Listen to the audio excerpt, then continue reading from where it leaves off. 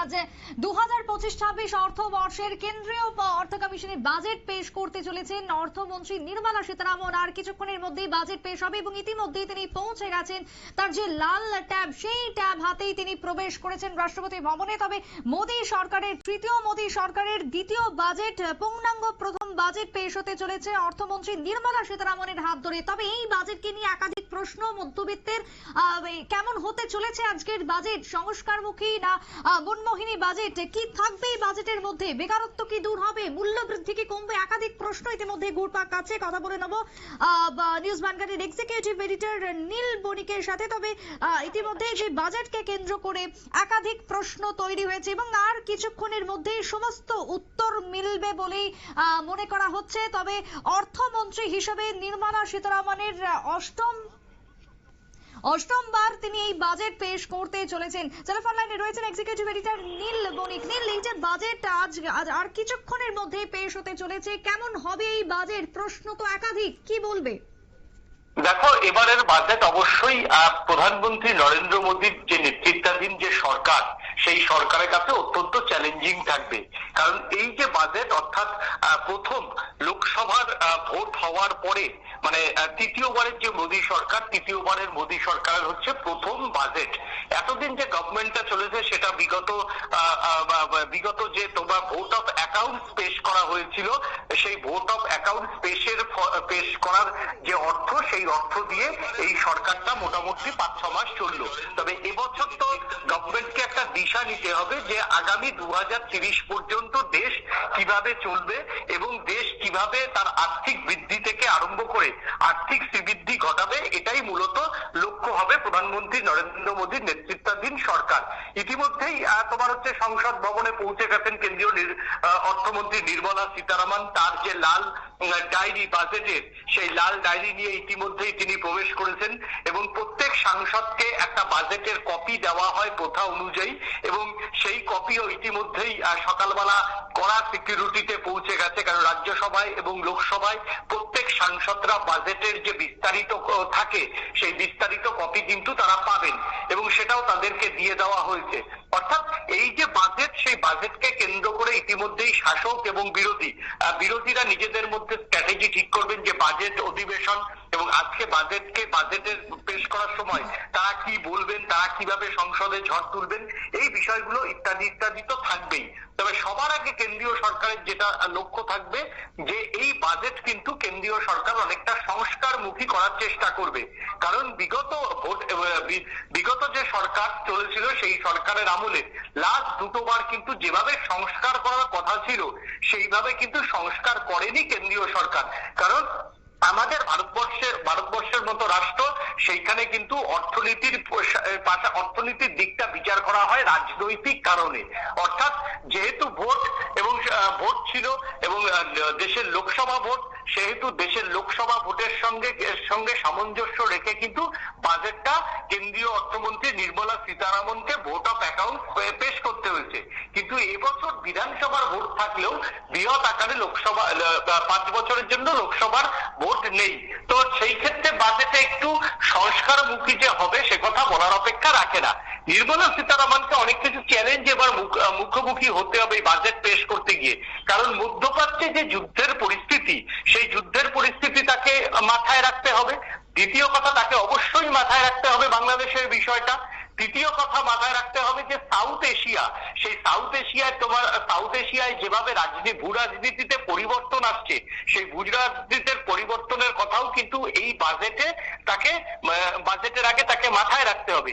সেই সঙ্গে মাথায় রাখতে হবে চীনের সঙ্গে সম্পর্ক রিগুলেশন। দেখো, অর্থনীতি একটা সম্পূর্ণ তোমার হচ্ছে অঙ্ক, সেই অঙ্কের উপরে কিন্তু অর্থনীতিটা চলে। সেই অঙ্কেতে কিন্তু কখনোই বিশ্ব রাজনীতি, আমার দেশের পলিটিক্স, এগুলোও কিন্তু ধরতে হবে, না হলে কিন্তু অর্থনীতির অঙ্ক মিলবে না। এবং তোমার হচ্ছে রাজনীতির সঙ্গে, সেটা আন্তর্জাতিক হোক আর অভ্যন্তরীণ রাজনীতি হোক, সেই রাজনীতির সঙ্গে মিলিয়ে কিন্তু অর্থনীতির অঙ্কটা করতে হয়।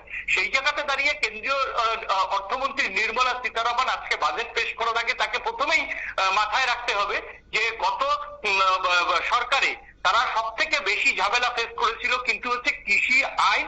পরে সেটা এই বিগত যদি তুমি ধরো 3বারের গভর্নমেন্টে মোদী সরকারের প্রথম সব থেকে বড় পরাজয় এবং প্রধানমন্ত্রী নরেন্দ্র মোদীকে নিজেকে ক্ষমা চাইতে হয়েছে সেটা হচ্ছে কৃষি আইন নিয়ে।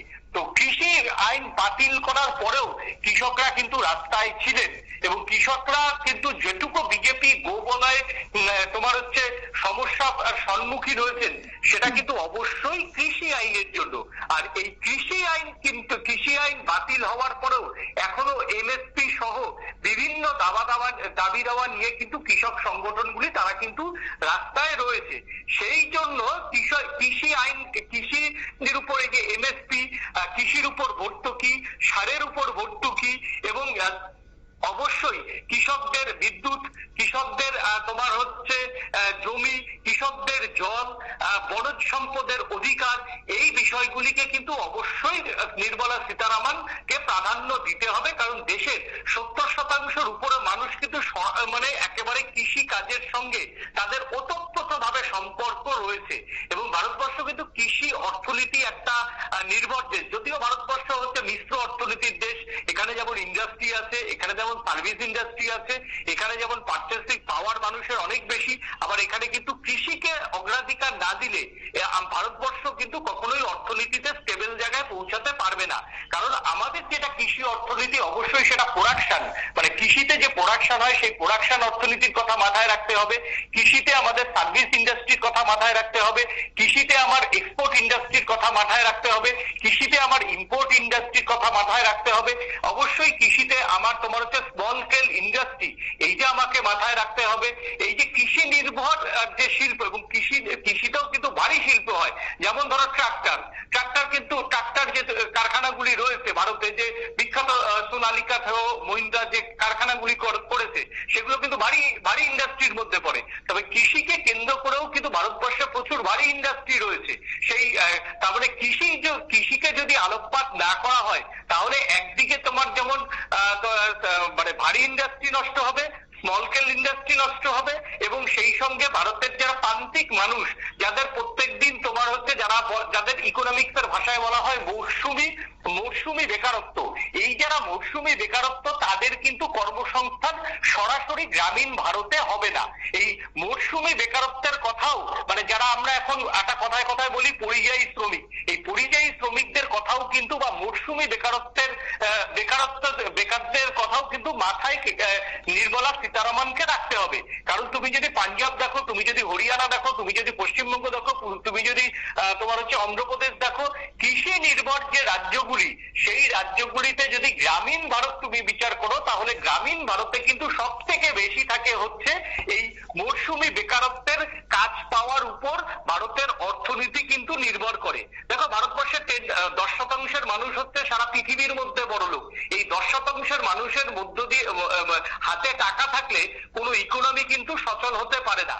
যখনই তোমার টাকাটা হচ্ছে একেবারে প্রান্তিক মানুষের হাতে আসবে এবং সেই টাকাটা নিয়ে যখন সাধারণ প্রান্তিক মানুষ বাজারমুখী হবে তখনই কিন্তু একটা বাজারে যে পারচেস পাওয়ার, সেই পারচেস পাওয়ার বাড়ে এবং পারচেস পাওয়ার যখনই বাড়বে তখনই কিন্তু প্রোডাকশন, অর্থাৎ এই যে শিল্পের যে প্রোডাকশন সেই শিল্পের প্রোডাকশন কিন্তু বাড়বে।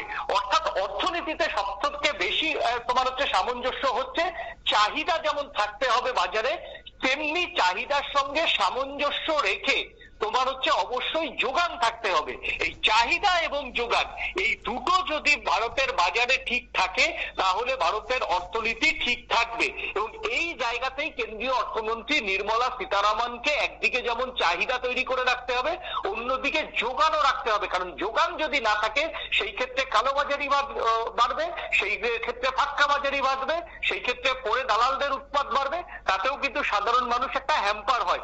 এবং যেভাবে এখন নির্মলা সীতারামনের এই ক্ষেত্রে দেখো অনেকগুলি চ্যালেঞ্জিং রয়েছে, কারণ বিশ্বের দিকে তুমি যদি চোখ রাখো তাহলে মানে তোমার আবহাওয়া যেভাবে দ্রুত বদলাচ্ছে, মানে শীতকালে শীত আসছে না, গরমকালে গরমকালে গরম পড়ছে না, এই যে যখন বৃষ্টি হওয়ার কথা নয় তখন বৃষ্টি হচ্ছে, চাষিদের উৎপাদন নষ্ট হচ্ছে, এই বিষয়গুলিকেও কিন্তু নির্মলা সীতারামনকে মাথায় রাখতে হবে।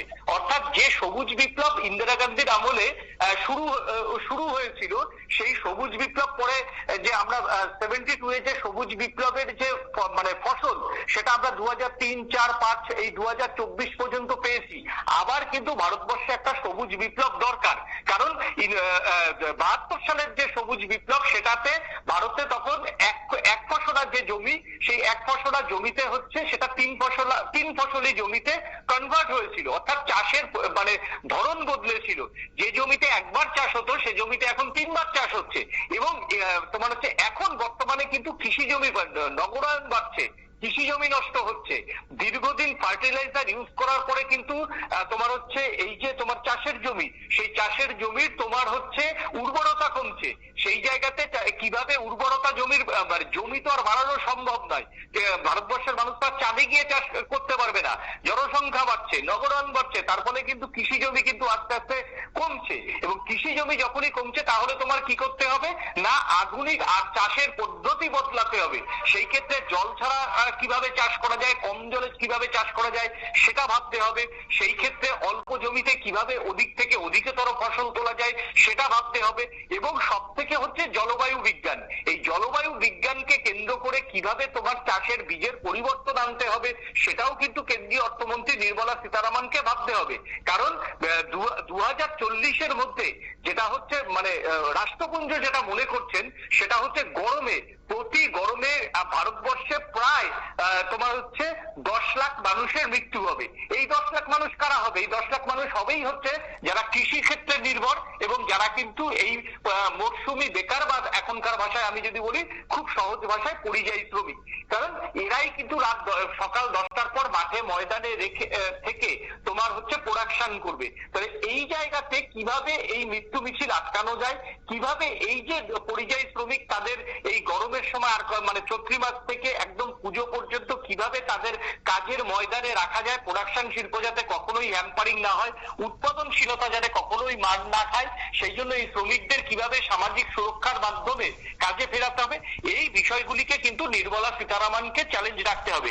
অন্যদিকে অবশ্যই একটা নির্মলা সীতারামনকে চ্যালেঞ্জ রাখতে হবে, কারণ ট্রাম্প ইতিমধ্যেই দেখো, এটা আমি দেশের অর্থনীতির কথা বললাম, এবার যদি একটু তোমার বহির্বিশ্বের অর্থনীতির কথা বলি, ট্রাম্প আসার পরেই কিন্তু অভিবাসন নীতিতে ভারতের সেখানকার যারা আইটি সেক্টর, ভারতের সেখানে যারা সার্ভিস সেক্টরে যে সমস্ত কর্মী রয়েছে, প্রায় 1 থেকে 1.5 লক্ষ কর্মীকে কিন্তু সেখান থেকে ট্রাম্প চালানোর মতো সব রকম পরিকল্পনা নিয়েছে। এখন নরেন্দ্র মোদীর সঙ্গে তার যে জিওপলিটিক্স এর সম্পর্ক, সেই জিওপলিটিক্স এর সম্পর্কে ট্রাম্প কতটা ভারতের প্রতি সহৃদয় হবে, সেটা কিন্তু একটা বড় বিষয়। তাহলে তোমার যে অর্থনীতি, মানে ভারতবর্ষের যে অর্থনীতি, সেই ভারতবর্ষের অর্থনীতি জিডিপি এবং তো আমার যদি উৎপাদন বাড়াতে হয়, তাহলে অবশ্যই কিন্তু হচ্ছে ট্রাম্প কিন্তু ইতিমধ্যেই তোমার হচ্ছে নরেন্দ্র মোদীকে একটা কথা শুনিয়ে রেখেছেন যে মার্কিন যুক্তরাষ্ট্রে যখন ব্যবসা করবে তখন তো ভারতের কোম্পানিগুলি ট্যাক্স কম নেবে, আর অন্যদিকে মার্কিন কোম্পানিগুলি যখন ভারতে ঢুকবে তখন সেখানে 100% ট্যাক্স বা 90% ট্যাক্স, এটা কিন্তু মানা হবে না। এটা ইতিমধ্যেই ট্রাম্প কিন্তু তিনি বলে দিয়েছেন। এই ক্ষেত্রে যদি তোমাকে পরিসংখ্যান দিয়ে বলি, দেখো টেসলা আর মতো কোম্পানি ইলেকট্রিক ভেহিকেলস তারা ভারতে আসবে কি আসবে না, তারা দোনো বসে বসেছিল, কিন্তু টেসলা সম্পূর্ণভাবে নয়ডাতে কারখানা করার ইচ্ছা আছে। শুধুমাত্র তারা ট্যাক্সের জন্য তারা ভারতে কারখানা করছে না বা ভারতে উৎপাদন করছে না। অন্যদিকে তোমাকে যদি আরো একদম সহজভাবে বুঝিয়ে দিই, মার্কিন যে হার্লে ডেভিডসন, এক্ষেত্রে বলবো হার্লে ডেভিডসনের ট্যাক্স কিন্তু একটা সময় কিন্তু মানে 100%-এর উপরে ছিল, সেটা এখন একটু কিছুটা কমেছে। কিন্তু হার্লে ডেভিডসন সারা পৃথিবীর মধ্যে একটা বিখ্যাত গাড়ির কোম্পানি এবং বাইকের কোম্পানি, যার গাড়ির দাম মোটামুটি 1 থেকে 1.5 কোটি টাকা, এবং সেটা কিন্তু পরেই ট্যাক্সের জন্য। কারণ ভারতের এখানে হিরো মোটোকর্প, টিভিএস বাজাজের মতো, মহিন্দ্রার মতো কোম্পানিগুলিকে যাতে সিকিউরিটি দেওয়া যায়, তার জন্য কিন্তু গভর্নমেন্টের এই পলিসি ছিল। এবং তোমাকে ইতালির একটি গাড়ির কোম্পানি বলি যেটা ল্যাম্বরগিনি, এই ল্যাম্বরগিনির গাড়িও কিন্তু ভারতে বিলাসবহুল এবং সেটা কিন্তু অনেক অধিকতর ট্যাক্স। এবার ভারতের শিল্পপতিরা অনেক এই যে শিল্পপতিদের যারা গ্রুপটা রয়েছে, তারা সবসময় চায় যে বিদেশি গাড়ির উপর এমন ট্যাক্স থাকুক যেখানে সাধারণ মানুষ অন্তত এই সুজুকি এর মতো কোম্পানিগুলি বা তোমার যে মহিন্দ্রার মতো, টাটার মতো কোম্পানিগুলি নির্ভর করবে এবং সাধারণ মানুষ এই ভারতীয় কোম্পানিগুলির এটা ঝুঁকবে। কিন্তু সেই ক্ষেত্রে কিন্তু প্রতিবদ্ধকতা কিন্তু খোদ ট্রাম্প কিন্তু চাইছে যে ভারতের যে এত বড় বাজার, 140 কোটি মানুষের যে বাজার, সেই 140 কোটি মানুষের বাজার ধরতে গেলে ভারতকে ট্যাক্স ছাড় দিতে হবে, না হলে ইউরোপের বাজারে বা তোমার হচ্ছে ল্যাটিন আমেরিকান বাজারে বা আমেরিকার বাজারে ভারতের শিল্পপতিরা যারা এক্সপোর্ট করে তাদেরকে কিন্তু পাল্টা চ্যালেঞ্জের মুখে পড়তে হবে। তাহলে নির্মলা সীতারমণ একদিকে যেমন তার ভারতীয় শিল্পপতিদের খুশি রাখতে হবে, অন্যদিকে যারা ভারত থেকে মার্কিন যুক্তরাষ্ট্রে যারা রপ্তানি করে, যারা এক্সপোর্টার, তাদেরও কিন্তু খুশি রাখতে হবে। অর্থাৎ কেন্দ্রীয় অর্থমন্ত্রীকে কিন্তু এবারের বাজেটে দুটো জিনিস কিন্তু রাখতে হবে।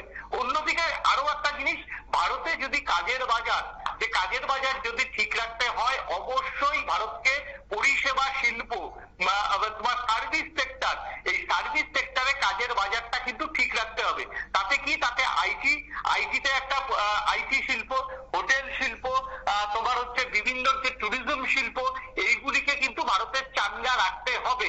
সেই ক্ষেত্রে ভারত সরকার ট্যুরিজমের উপর বিদেশিদের আসার ব্যাপারে কতটা কর ছাড় দেয় সেটাও যেমন লক্ষণীয় বিষয়।